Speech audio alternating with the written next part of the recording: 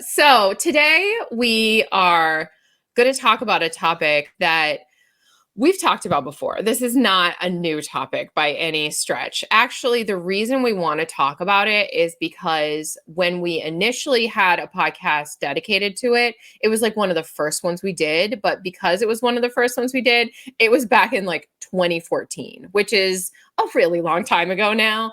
And I'm sure we did fine with it, but I think we just like to have an updated conversation on it.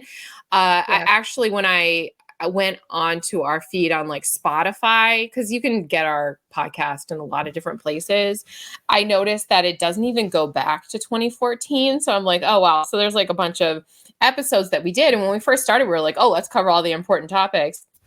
So there's a bunch of episodes we did in the beginning that people who are listening in various places aren't even seeing. So I think it's like really important. And actually, the reason I was in Spotify, I'll mention this now, is because Lisa and I were talking, and I guess we have about like 100-ish podcasts at this point. I don't know if you know the count of how many episodes we have, but it's about 100.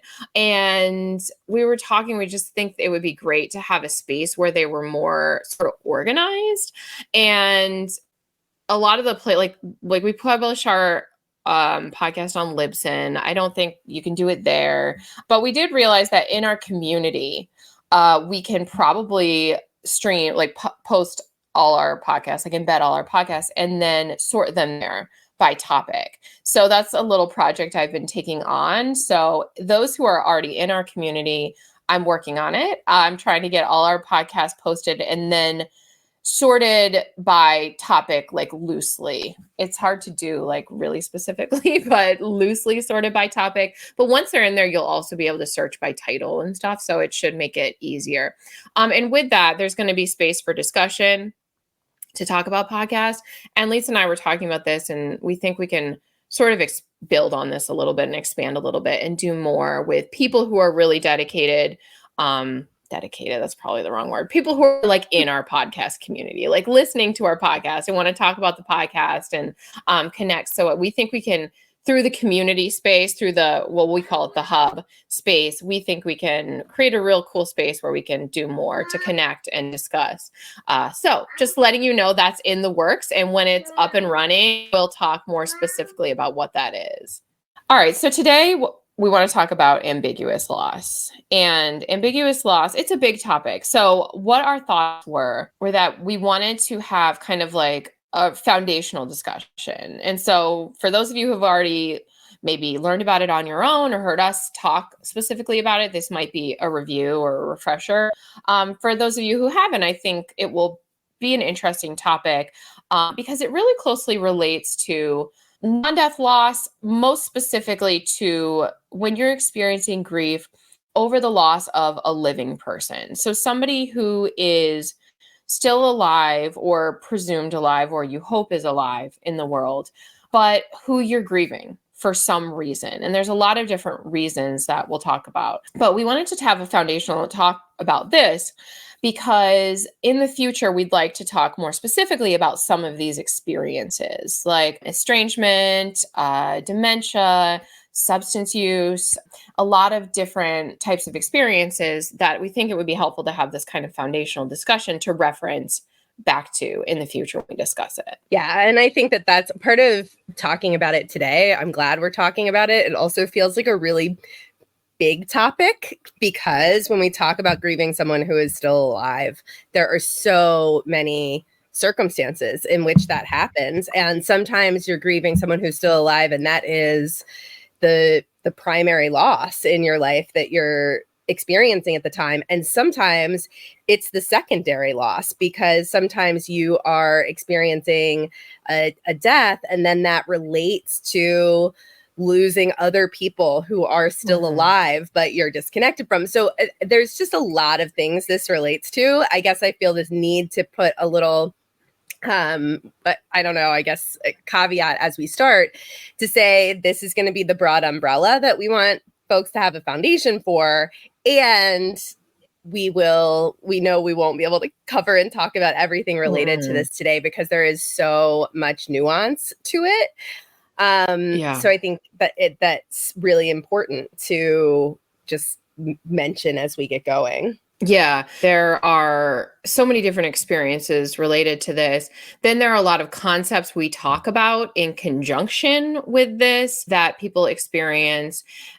And so we'll kind of scratch the surface today. So I think there's a couple of different ways that people experience ambiguous loss. But I think one thing that's really stands out about ambiguous loss to me is that it's the loss of a living person. So one of the key features, as would be obvious by the name, is an ambiguity, an unknown. There's a lack of finiteness. We don't ever compare types of loss and loss experiences, but one of the key differences between when someone dies is that it's finite. You know that the person has died, and you know that that grieving process should begin.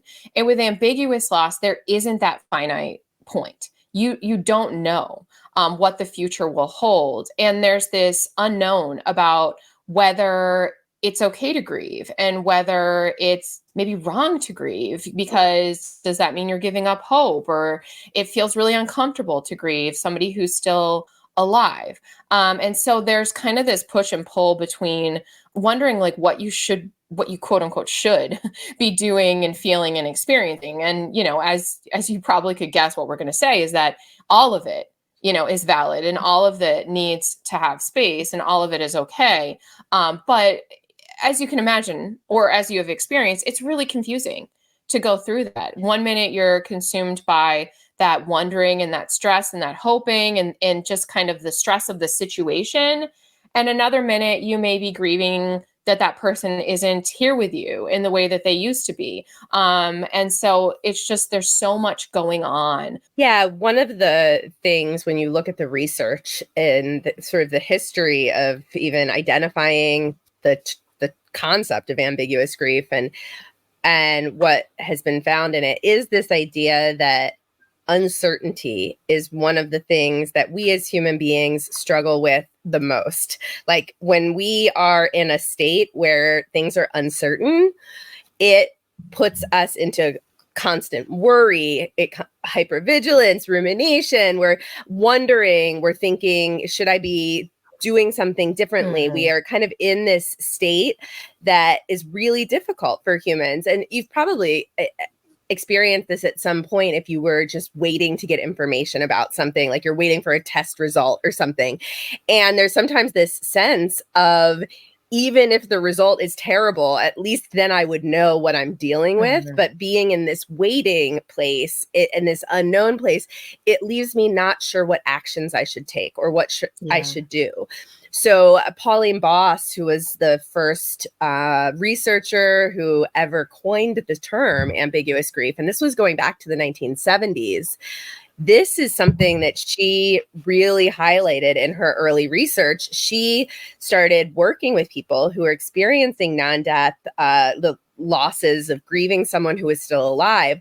And she was sort of looking for places that there were similarities and differences with that type of grief to the type of grief that would happen after a bereavement when somebody had died. And this uncertainty is something that she really pulls out and says, this is such a crucial, fundamental difference because of the state that it puts us in as humans when we're in a state of uncertainty. We're trying to figure out what we should be doing and we don't know. And she describes that as really a core feature of grieving someone who is still alive because of the uncertainty that's there.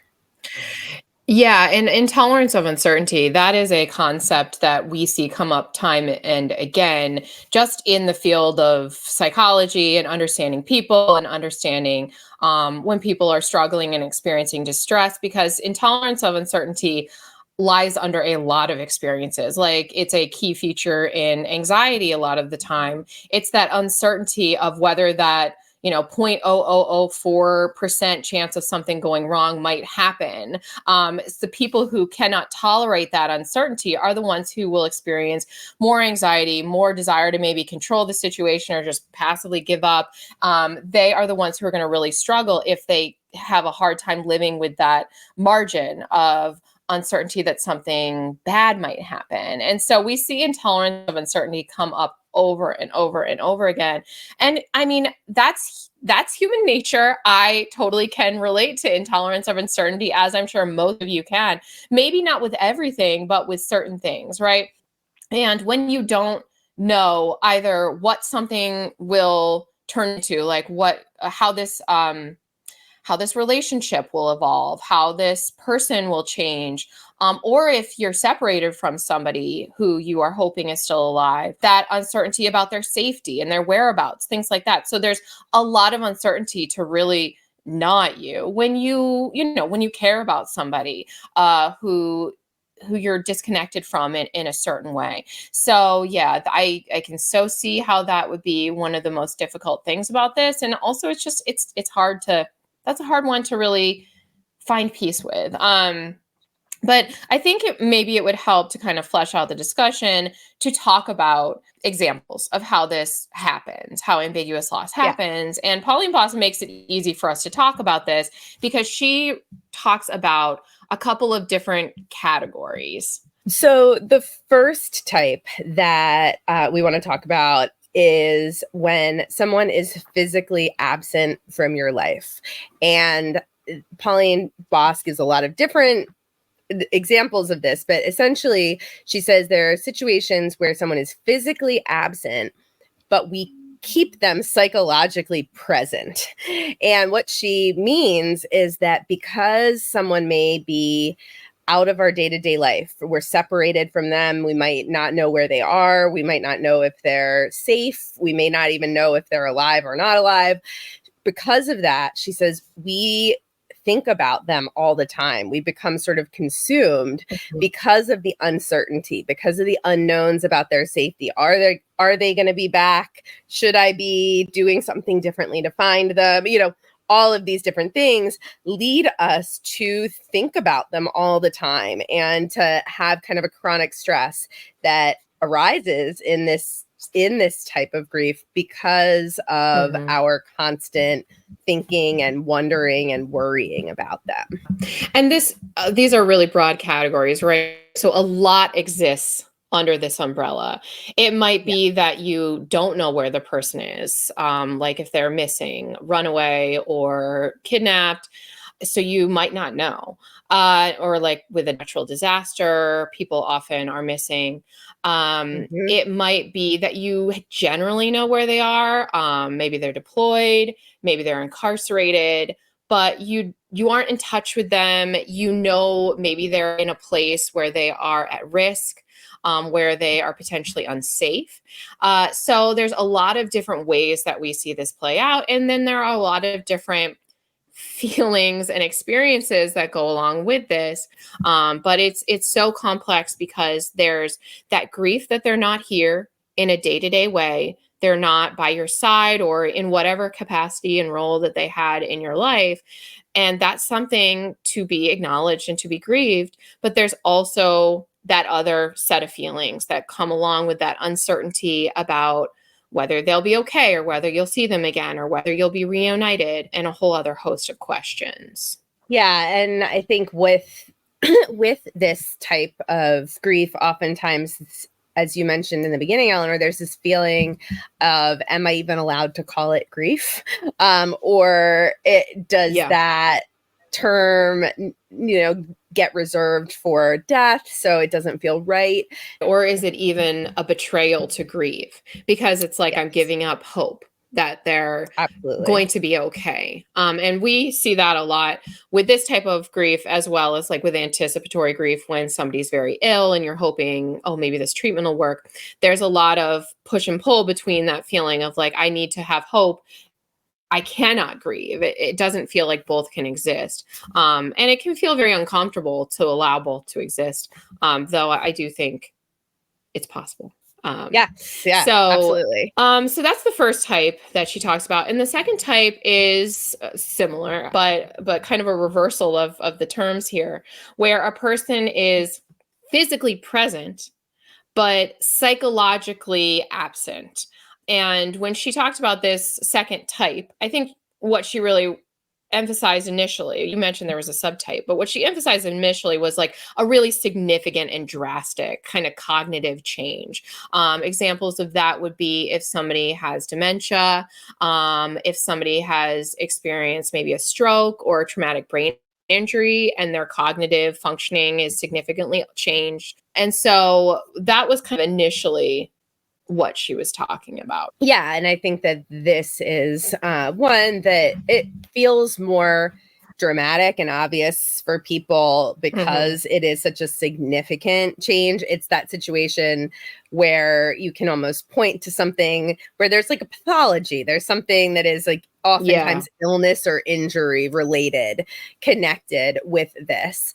But she goes on to talk about this kind of subtype, which is when somebody has had a major psychological change or a change that might be related to their personality in some way, but isn't necessarily like a disorder. It's just that they have fundamentally changed in a way that means your relationship with them has changed. The way you interact with them has changed. Who they seem to be to you in the world, in their identity. They've sort of had an identity change that is so significant that you're grieving the way you used to relate to them and the person that you used to perceive them to be. So these are similar but different.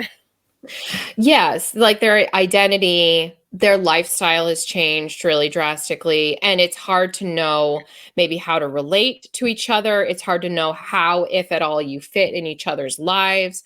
It's hard to maybe connect with them in a way that you connected with them before. And so I know she talked about this as like a subtype, but whenever we talk about this, I feel like these examples come up just as much, if not more, than the ones that are more pathology related. And so I do feel like it's really significant. And especially when we're talking about grief, because I think that grieving people often feel that they have experienced that significant identity shift, and people in their lives are still expecting them to be who they used to be. So I feel like it really resonates with grieving people because a lot of times they're experiencing that where it's like, are these relationships going to withstand the change in my life, in my priorities, in my identity, if that's happened? Do we still fit together? Do we still have things to connect on? Are these people going to accept who I am now, or are they going to keep trying to expect me to be who I was before? And so a lot of times there's a struggle there. There's an ambiguity there. There are questions there. And eventually, for many people, there's loss there when the relationships go through a rough patch or ultimately don't survive. Yeah, and we see this, an example with grief and with trauma in general. It might not even be something that it's specifically grief and loss related, but this is something that came up in some of Pauline Boss's work around individuals who had been deployed and came back with post-traumatic stress disorder, felt like they were fundamentally different than who they were when they were deployed. It may not have been the severity of a mental health diagnosis like schizophrenia to be a completely different person, but their identity was pretty fundamentally shifted in ways that created a disconnect. So that's one example. There are a lot of others. She talks about people either leaving or joining a cult, or leaving or joining a religion. Specifically, she talks a lot about either, where there's been a really strong faith, right? So this isn't necessarily where someone who has been a casual Catholic leaves Catholicism or, something like that, but really where religion has played a central role in a family and family relationships and what defined this person. And now suddenly they have left the faith entirely, or maybe faith was never a big part of their life. And then they join a religion that becomes a huge part of their identity and their sense of self, or, with any of these. So those sorts of changes. Also with folks around sometimes LGBT identity changes, when people are transgendered and have that identity change. That is something that can leave people within the family feeling a lot of those questions of identity and uncertainty that come with ambiguous grief. And we always, I think want to be cautious there, right? Because we want to be careful to say this isn't causing grief in a way that it is problematic. Oftentimes, right, this is people feeling like they are finally connecting with their identity, and being able to bring other people into that. And it still creates sometimes uncertainty and change in that relationship that can create some ambiguous grief. Yeah, especially with this this subtype that she talks about with the identity change.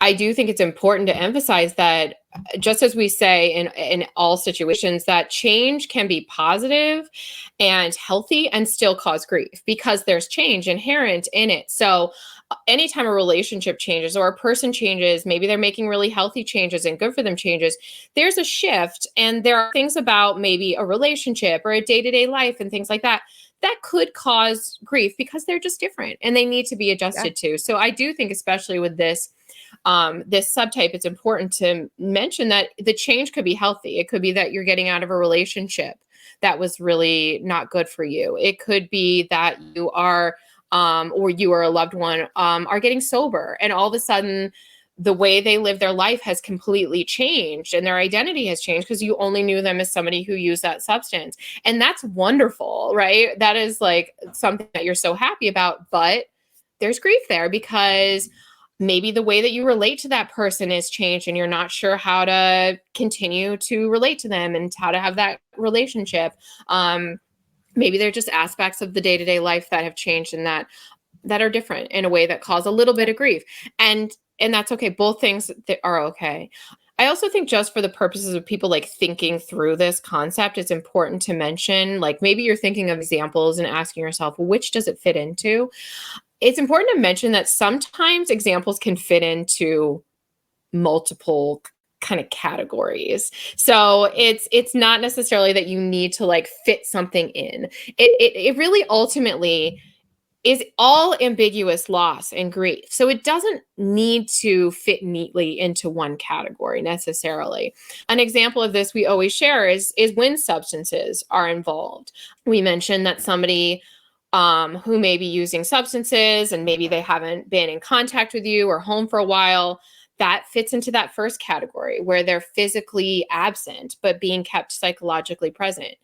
People who have really severe substance use disorders are often really, really severely changed. It's not just like an identity change. They're really severely changed while they're using that substance, or even when they're not and they're in search of that substance, right? It changes your everything when you're really addicted to something. And so that fits, I think, into that physically present but psychologically absent category. And then finally, when people do, if and hopefully find a place of recovery where they're no longer using substances, that's a significant identity and lifestyle change that fits into that subtype category. And so I think it's important to note that, like, it's okay if it doesn't feel like it fits neatly into a category. It's all ambiguous loss, and that is ultimately the thing that matters, is being able to identify that piece.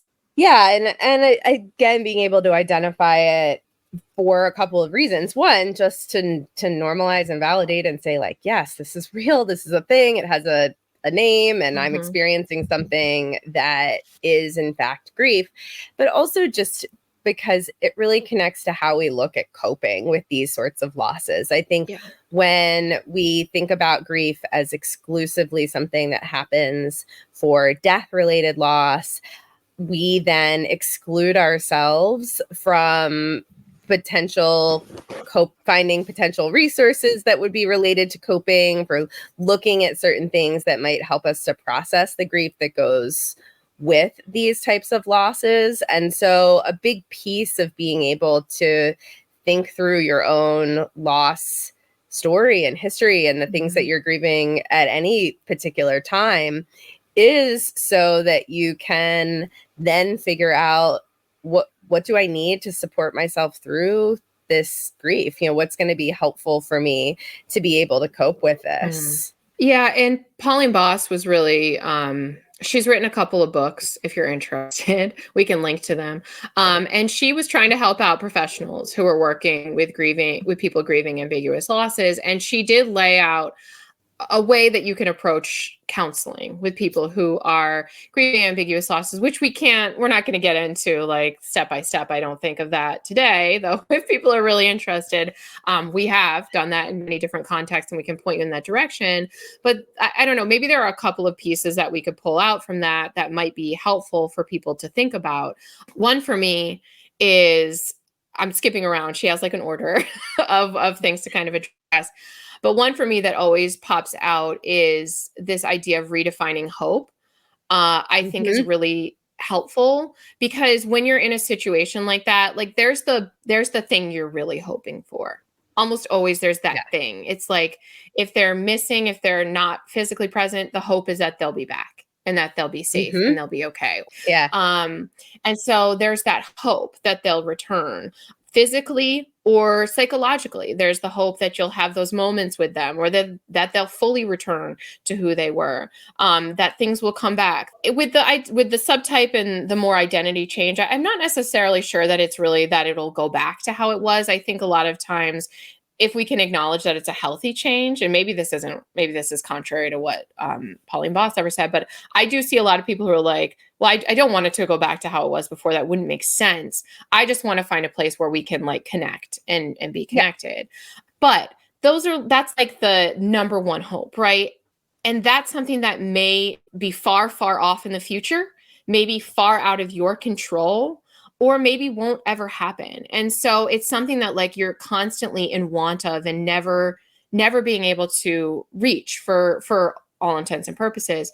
And so one of the things I love about what she talks about is redefining hope. Like, what does hope, something positive happening, something that would feel good, something that you could stand back and acknowledge and say, okay, I'm glad that this hope has come to fruition. Like, what could that look like in the context of your current reality and your current day-to-day life? And for some people that might be, I just am hoping to get through the day without a crisis or an argument, or I'm hoping to have a moment of, connection with this person who I feel is really psychologically changed. Maybe they're not going to, make a full recovery, but I'm hoping to have some moments with them.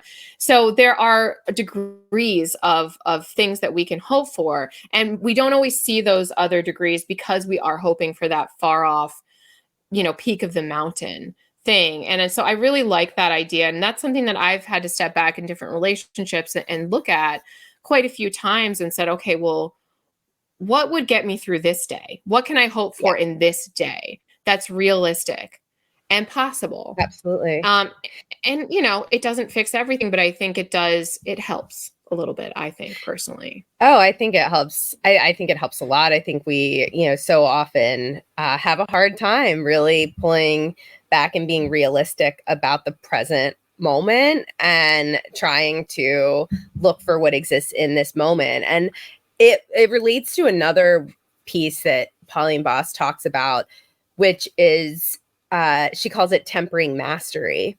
And she talks about this idea that as human beings, and especially in, I don't know, kind of our modern Western society, we really value and prize and aim for being able to control situations. We want to be able to master every situation that we're in. We want to be able to fix problems, look for solutions, kind of make everything okay. And one of the things she describes that's so common in ambiguous grief is that we focus on fixing that situation or that other person. We try to get all the information. We try to control it. We try to, just really do everything to that goal of trying to slow down the progression of an illness or reverse it, getting somebody to go to substance use treatment, obsessively fixating on trying to locate somebody who is missing.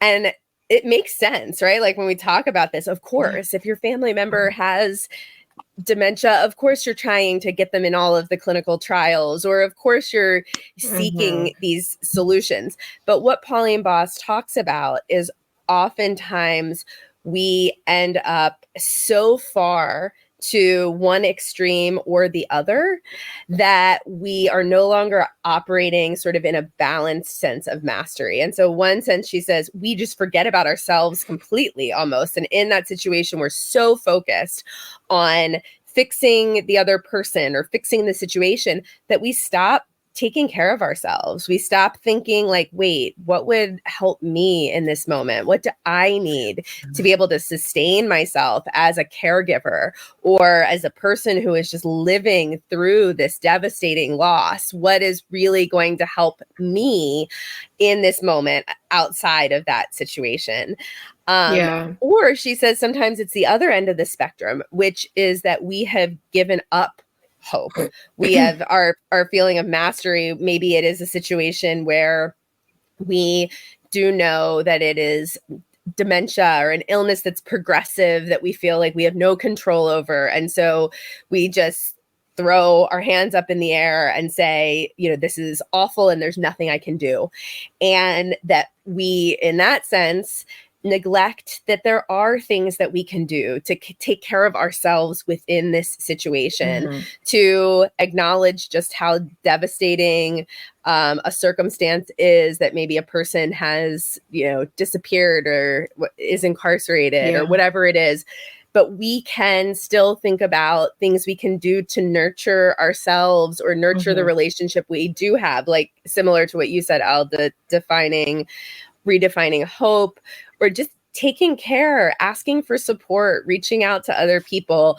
And I really like that she shifts. One of the things she highlights is shifting to the idea of one thing that we always have is the ability to work on sort of internal mastery, like how do we work on caring for ourselves, essentially. And I think that is something that can be really hard to do in circumstances of ambiguous grief. So I love that she highlights this one.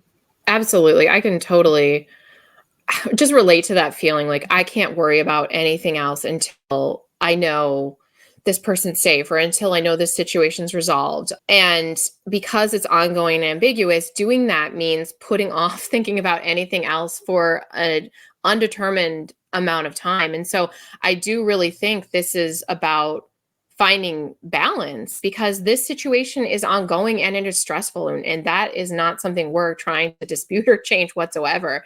It's finding that balance in there so you can, take care of yourself and take care of those around you. And on the note of balance, I think a concept that comes up time and again, and that is so important in this, is that idea of just being able to hold kind of two things that feel contradictory at once and realize that they aren't necessarily contradictory. And of course, this is what we call dialectical thinking. It's come up time and again on the podcast here, and in everything, because it is just such a helpful thing to be able to embrace psychologically in life as well as in hardship like this.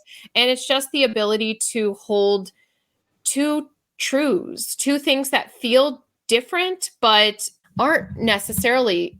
Perhaps if we step back, we can make space for these two things to exist at the same time. And an example of that might be grief and hope. existing at the same time. You don't necessarily have to choose one or the other. I think when we're talking about other people, oftentimes those two truths can relate to the other person. It can be that, you know, growing up, I always thought if somebody betrayed me and I couldn't trust them, I wouldn't love them anymore. And, you know, realizing, oh, wait, I'm in a relationship with somebody I can't trust, but I still love. And how do I balance that? How do I hold those two truths? And that's really freaking hard, but it is Yeah. something that a lot of people find themselves saying, like, do I have to choose between loving this person or not? Because maybe they're using substances and they've lied to me about that, things like that.